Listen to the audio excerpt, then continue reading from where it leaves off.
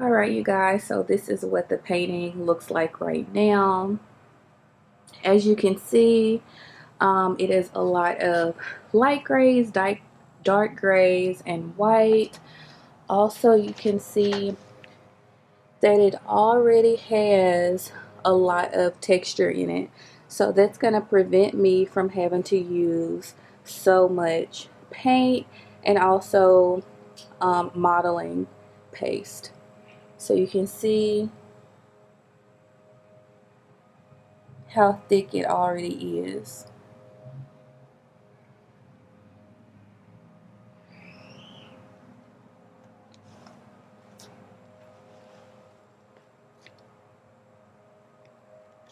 So I'm going to first start at the bottom. I'm going to be using this paint. I purchased this from Michael's. It's the Folk Art Matte Black and it's in the color Licorice. So I'm going to start with this, and I'm just going to be using this brush to use.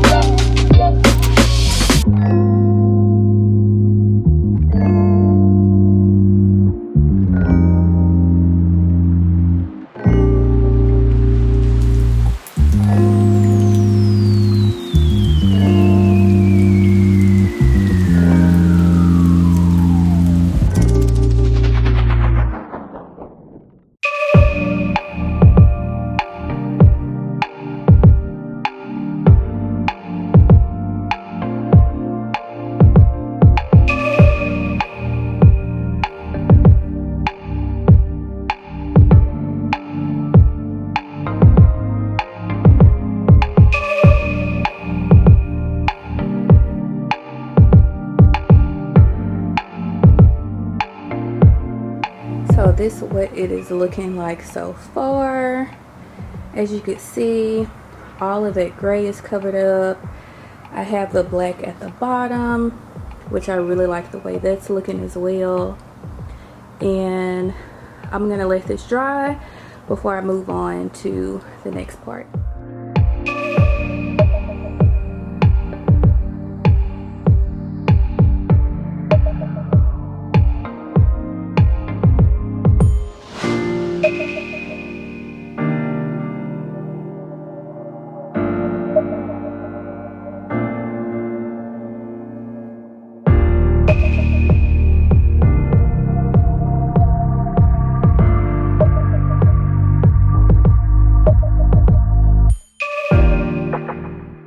Okay, you guys, so as I was actually painting this, I realized that the paint color that I was using was a little bit too dark. I really wanted to go with something that was more of a cream color.